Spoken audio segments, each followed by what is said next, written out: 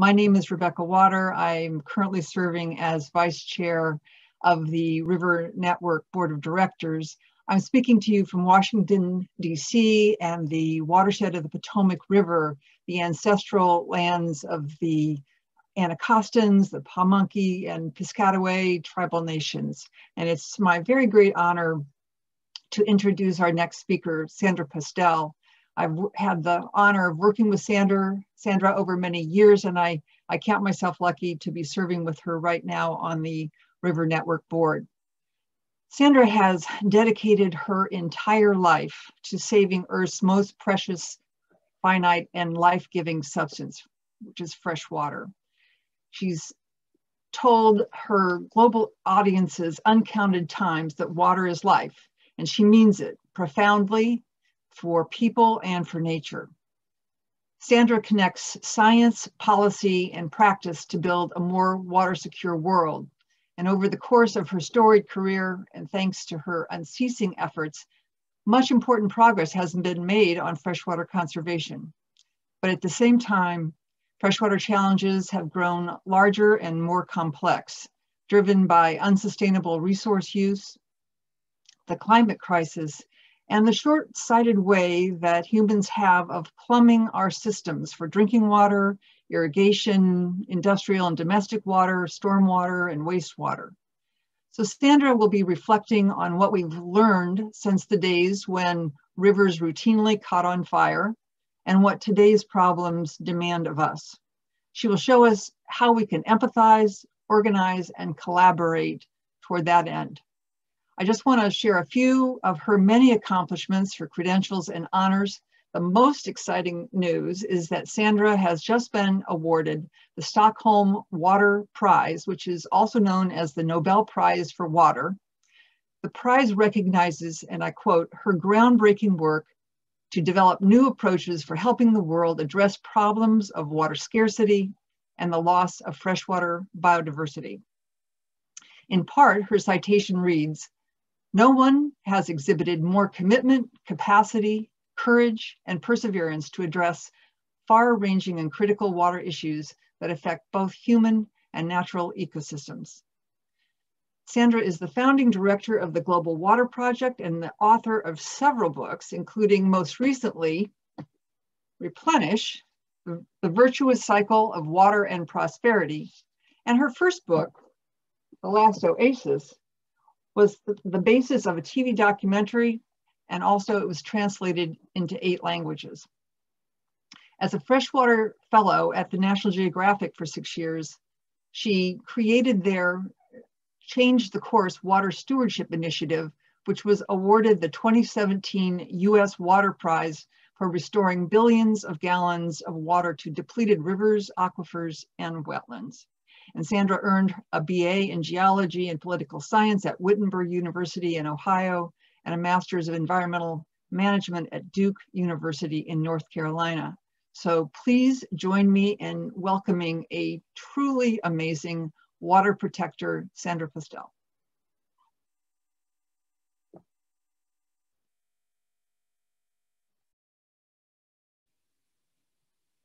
Thank you, Rebecca. I was so busy listening, I forgot to unmute myself. I so appreciate that generous introduction. Thank you all for being with us today. I so enjoyed Catherine's remarks. I have to say, being introduced as the Stockholm Water Prize winner just gives me a huge amount of angst, because every day I'm keenly aware of how much I still don't know about our water challenges and what we do about them. But I'm just incredibly honored to be with you all today. Back in the spring of 2014, I had the opportunity to witness the historic pulse flow of the Colorado River through its delta in Mexico.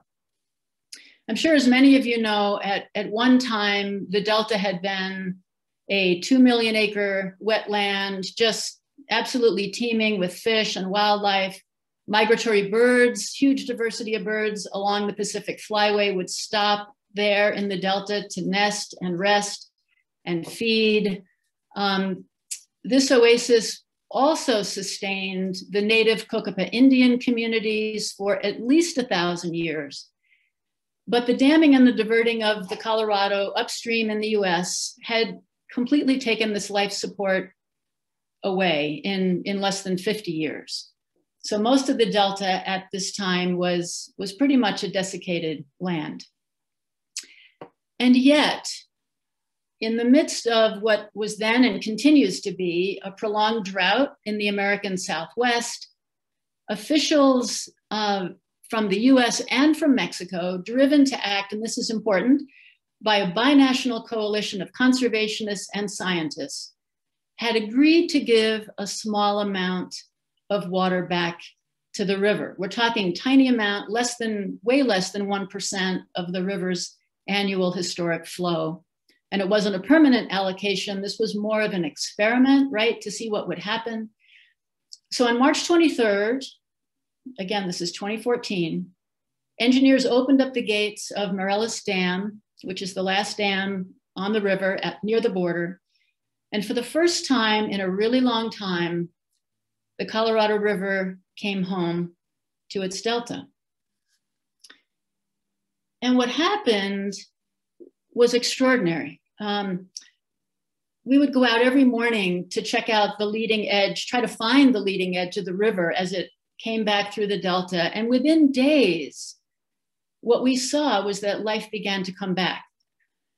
At the leading edge one morning, I was with some scientists from Australia who had come all that way to view this event. And as the river was winding its way toward the sea, we just stopped at the leading edge one morning, and there were copepods, which had lain dormant in the desert sand of the delta for at least a decade. And they were eating algae at the edge of the river. And then shortly after, minutes later, actually, dragonflies came back to breed, drawn to the river to breed, and they eat copepods. And then fish came to eat the insects, including the dragonflies. And so the web of life just came back before our eyes, literally within minutes. And it was extraordinary. Within a week or so, when the river was flowing like bank full and going through the Mexican town of San Luis, Rio, Colorado, the community came out to celebrate the return of its river. There were picnics, there were barbecues, dogs playing, music playing. It was extraordinary. And the kids, 12 years old, right? 8, 10, 12, they were playing in the river that had given their town its name, but they had never seen. They were playing in it for the first time. And it took about 8 weeks, but a tiny bit of the Colorado River actually reached the sea. By then, the gates of Morelos Dam had been closed down again. The river's flow into the delta had stopped. The river, of course, was still generating electricity upstream, still delivering irrigation water to farms, still delivering drinking water to tens of millions of people, but no water had been saved for the river itself beyond that experiment, right? So it was no longer able to continue to complete its journey to the sea. As you can see, this was a powerful experience to me, but it raises this question that I'd like to talk about today, which is this: how can we move society further along from a mindset of rivers as resources to exploit to one of rivers as living entities to sustain, even as they continue to help us meet our needs? I think this transformation is possible. I think it's necessary. And I do think the time is now to move in this direction. It's got to be. So looking back over the last half century, we've seen a lot of progress in many ways, very impressive progress. But it's also, and we've seen this at rallies so far this year already, we've seen this piecemeal and kind of siloed approach to river protection. The image of the Cuyahoga River catching fire, one of the most iconic in modern environmental history. And it was a wake up for sure. Rivers had become receptacles of municipal and industrial waste, pretty much. That's all they were in many ways. Cities and towns had literally turned their backs on them. People didn't want to look at rivers, much less fish and swim in rivers. And that's where we were just 50 years ago, a little more than 50 years ago. And thankfully, as we've learned, right, that began to change with the passage of the Clean Water Act in 1972. The stated intent of the act was transformational, and I'm going to quote it exactly. It was to restore the chemical, physical, and biological integrity of the nation's waters.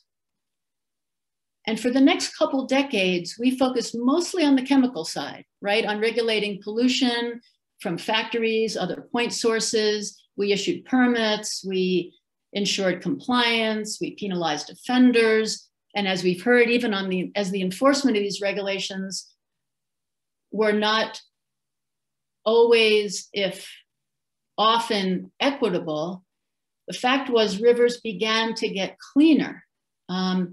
But there was almost no focus in a holistic way on that physical and biological integrity of the nation's rivers, the habitat and the wildlife and the web of life within rivers and their watersheds. So as a result, today we have a situation with freshwater life in very serious and rapid decline. This statistic just blows my mind, and I still am trying to wrap my head around it. Since 1970, the global population of fish, frogs, and other freshwater vertebrates has declined by 84%. 84%. So that means for every 100 fish and frogs that were around 50 years ago, there are now only 16.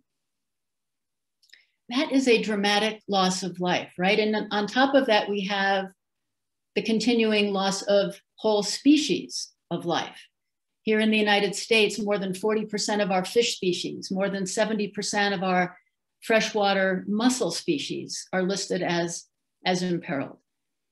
So to me, reversing this loss is not only the moral and ethical thing to do, it's essential to human survival. We're part of this web of life, not, as we're often inclined to think, separate from it. So it's a matter of human survival, as well as, to me, the moral and ethical thing to do. And the good news here is that I think our community of river and watershed organizations, of conservationists, restorationists, water protectors, I think we already have many of the tools we need to turn this around and to help society begin to make this shift from exploitation to regeneration. And I'd like to talk a little bit about a few of these. I'm not going to have time to talk about all of them. You know many of them, but let me just focus on a few of what I think of as I shouldn't say low-hanging fruit. Let me just focus on a few of these. One of these is very familiar to us, the removal of dams. We have demonstrated beyond a shadow of a doubt that removing a dam can restore the physical and biological integrity of rivers. It can allow rivers to flow like rivers again and restore vital habitat for freshwater life. We've seen for the better part of a century, slowly obsolete and unsafe dams beginning to come down. But the movement of dam removal, I think, really took off in the 90s, especially with the removal of the the Edwards Dam on the Kennebec River up in Maine. The Edwards was the first functioning hydroelectric dam to be removed and the first dam to come down on the main stem of a river as opposed to a smaller tributary. It was also the first time that FERC, the Federal Energy Regulatory Commission, voted to go against the dam owner's wishes and not relicense the dam. And it was a broad coalition. I'm sure some of you on this call were part of that coalition.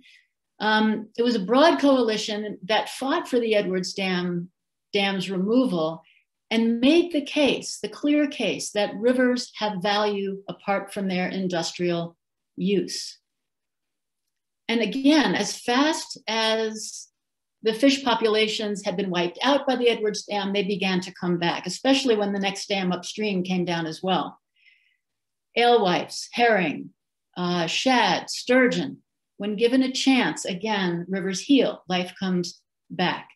And over the last 30 years, this is according to the database that American Rivers maintains, over the last 30 years, we've seen more than 1,500 dams come down. I think it's 1,545 now. Dams have come down, which has opened up thousands of miles, thousands of river miles to freshwater life. That is more than a drop in the bucket. That to me is true progress. And yet the vast majority of these dams are small dams and private dams, right? What about the more than 1,900 dams owned and operated by the federal government, built and paid for with taxpayer dollars, that are still operating as if rivers don't need healthy flows? Most of these dams are not going to come down. They generate enormous benefits to communities, to the economy in the form of hydropower generation, flood control, water supply, irrigation, recreation. But here's the thing, what about asking at each of these dams whether it's possible to operate the dam differently so as to not only give human beings what they need, but to also give other than human beings some of what they need from the river? And we're getting into the science of environmental flows here. And it's not a straightforward science. It takes a lot of experimentation, a lot of monitoring, a lot of adaptive management. It's about, as many of you know, mimicking the natural flow regime, the flow of water across time and space, its variability, so that we recreate some of the habitat and the life cycle cues that the natural river flow had given to the life in the river. The pulse flow I described on the Colorado River a few minutes ago was an attempt to replicate in a very small way the natural spring flood that developed when the snow melt from the Rockies came down in the spring and created a pulse of floodwater through the delta and out to the sea. Environmental flows as a management tool emerged, I think, again, mostly in the mid-90s, thanks to a lot of work by scientists in Australia, South Africa, here in the US. And much of the work that was done here in the US came from a partnership of the Nature Conservancy with the US Army Corps of Engineers. And that partnership started 20 years ago in 2002. With a handful of pilot projects at Army Corps dams. By a decade in to that partnership, this effort had released environmental flows at 11 dams on 6 rivers. So that's good progress, but not game changing, right? Good experimental work. But last year, federal dollars for the Corps' program increased tenfold. And I think this could be game changing. The Corps operates 700 dams on rivers across the US, and these structures store half of all the water that's stored behind dams in this country. And so imagine, the potential and the potential benefits of mimicking natural flows at that many dams. If the will is there, I think it's possible that within a decade, all the Corps dams could get operating instructions that provide some benefits and healthy flows to rivers. And I think maybe as part of the 30 by 30 initiative that the Biden and Harris administration is promoting, is a place we could push for this, just an idea. I think we're also in a good position to make a really strong case that healthier rivers and watersheds are essential to building resilience to the impacts of climate change. We're going to be seeing more intense floods, more intense droughts. We're seeing these water shortages, wildfires, and the kinds of nature-based solutions that I'm referring to will also, of course, help bring freshwater life back. It will help it bounce back. And a big bonus, I think, is that they offer multiple benefits at the same time, right? So if we're thinking about flood control, do we raise the levees or do we reconnect rivers to floodplains? If we do the latter, we're mitigating floods. We're also capturing more carbon. We're also recharging groundwater. We're also building critical habitat for fish, birds, wildlife. These are big selling points. Same idea with green infrastructure to help curb urban flooding. We get multiple environmental and community benefits. Likewise with rebuilding soil health. These are all things we work on. These are all things River Network is working on. Rebuilding soil health puts carbon in the soil, which expands the soil reservoir. It can hold more water, which mitigates floods and droughts, helps farmers, helps communities, captures more of the floodwaters that retain the nitrogen on the soil. So we get fewer of those algal blooms into our lakes and bays. So I'm just not sure that these types of solutions are adequately highlighted in the new administration's infrastructure priorities. And if they're not, if that's a correct assessment, I think maybe we can change that. These are really important solutions that need to be prioritized. They're cost effective, they offer multiple benefits, and we as frontline protectors can help advance, I think, those solutions. The other thing we can do, and I think this is really important, is to make sure that all stakeholders affected by river and water management decisions are always at the table and have an equitable voice when those decisions are made. Again, looking back at the Colorado River, when representatives from the basin states and the federal government met in 1922 to divvy up the river's water, there were three important stakeholders missing from that table. Mexico, even though the last 10% of the river is in Mexico, even though the last 100 miles of the river and the delta is in Mexico. The Native American tribes, even though they and their ancestors had lived in the Colorado watershed for centuries and centuries, not at the table. And the river itself was not at the table. A 1944 treaty sort of corrected the Mexico omission, and there was a treaty to give Mexico 10% of the river, but the tribes are still fighting, even though they have senior water rights in the river, still working to get their allocation. And the river, of course, has no rights at all. And I would bet that if Mexico and the Cocopah Indians of the Delta and the Native Americans throughout the watershed had been at that table, the river itself would be healthier. The Delta would be far healthier than they are today. And I think we can help to work to ensure that always going forward, every voice is at the table and is heard in an equitable way. I think besides being equitable, this necessary inclusion is also what we need to get the more diverse and creative ideas going forward that we need to build this resilience against climate, to build true water security for people in their communities and for nature.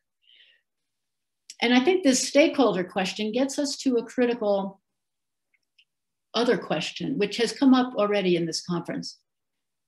How do we ensure a voice for rivers and freshwater ecosystems? How do we do that? I think one response is the growing movement to extend rights to rivers and other freshwater ecosystems, which of course is a subset of this growing global rights for nature movement. And this movement includes a lot of different approaches, a lot of different definitions. We could spend, a whole webinar on that, of course. But a core idea is to no longer view rivers as property over which we have dominion, but rather to view rivers as living entities with rights to exist and to thrive, often with a guardian appointed to protect those rights. Indigenous communities for whom this way of thinking is ingrained in culture have often led the way. But I think this movement is spreading beyond. And there's a lot of interesting work going on in cities and communities around our country, but mostly so far the courts are not having it. In 2019, Toledo, Ohio, this is an interesting example, passed a ballot measure calling for a Lake Erie Bill of Rights. Toledo residents had found out in 2014 that a healthy Lake Erie was critical to the safety of their drinking water. A toxic algal bloom had formed in the western part of the lake, right over the intake of the city's drinking water supply. The city had to shut the system down. The algal bloom contained microcystin, which is a toxic organism. Had to shut the system down, tell millions of residents, don't drink the water, don't give it to your pets. So Toledoans thought maybe the only way they could secure and the safety of their drinking water was to actually give Lake Erie some rights. And hence they took that approach. But subsequently, the state of Ohio passed legislation basically saying that ecosystems do not have standing in a court of law. And so this is still a work very much in progress in our society. And it's absolutely going forward. It's going to take some work and some time. So the question, I think, is how do we scale, these solutions that I've been talking about? How do we scale this? And I think the one thing we need is a lot more empathy and caring, right? For all beings, all life that depends on water, human and other than human beings. I think we can pass all the water laws, all the extension of rights that we want to, but without the will to protect every being that's trying to hold on in these very challenging times, I don't think we're going to succeed. And I think it's empathy that moves us to care enough to act, even when acting isn't obviously in our self-interest. I'm going to just end with a quick little story here. 2 summers ago, I was teaching a freshwater seminar for young professionals and grad students with an aquatic research scientist named Martin Keynes. And we were tucked away in this little alpine village in Austria with students that had come from all over the world, Africa, Asia, North and South America, Europe. And they had all different backgrounds, engineering, science, planning, art.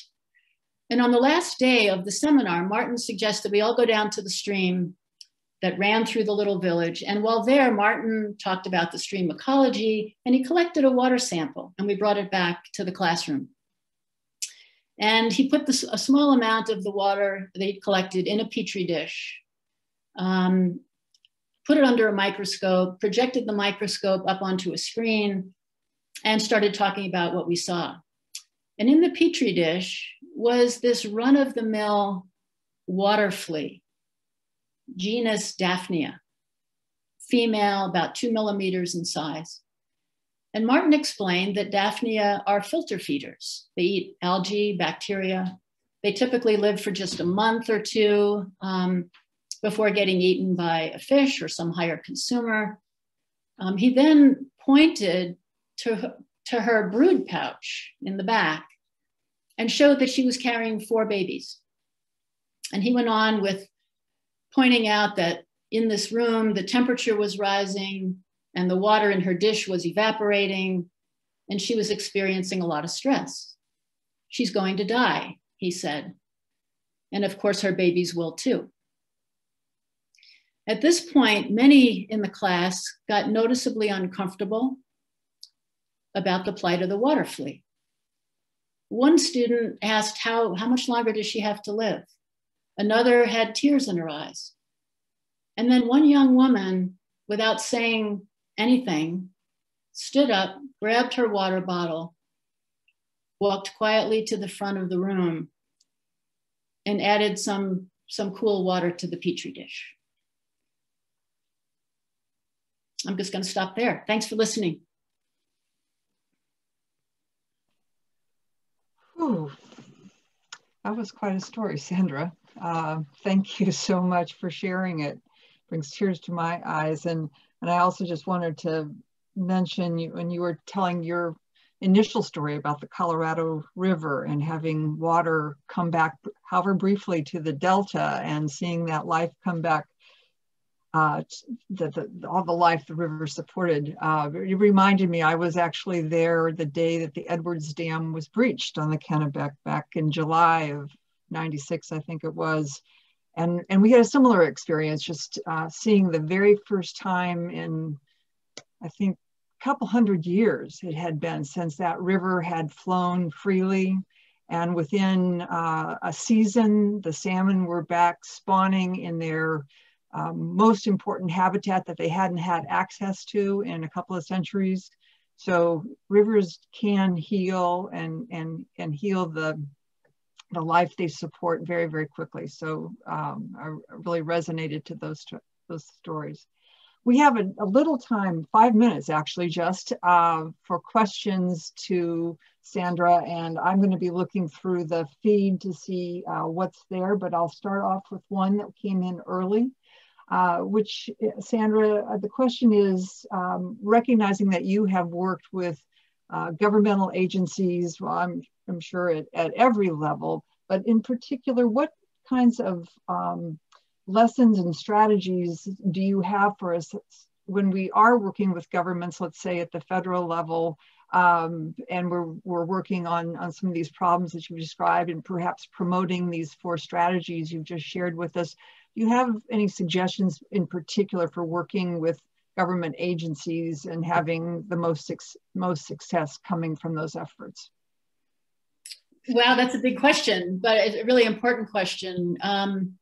I think especially right now, there's just an incredible opportunity. And I think that's why I was trying to focus on very practical solutions for which we're really ready to roll. Because I think more than at most times, we have more will within the government and more will within society, particularly about climate resilience, to start scaling some of what's working. And so I think bringing very practical solutions and developing coalitions to promote these, the 30 by 30, the infrastructure initiative as well, I think offer time-sensitive opportunities to really start scaling these. I mean, one of the things I found in the book, the last book I wrote, is we can cite examples out there, and many of them are in our community, that can fix every aspect of the water cycle that's broken. But scaling is the thing. And I think, making the case of these multiple benefits, that we need to solve multiple problems at the same time. And a lot of infrastructure doesn't do that. I mean, obviously we need to do a lot of infrastructure work to fix very specific problems, lead being one of them. But in terms of climate mitigation and flood control, and we can solve a lot of these simultaneously with these kinds of nature-based solutions. And I think we have a receptive audience, in the federal government right now in a way that we may not in a few years. So I think my hope is to coalesce around this and ramp up and really promote these solutions now.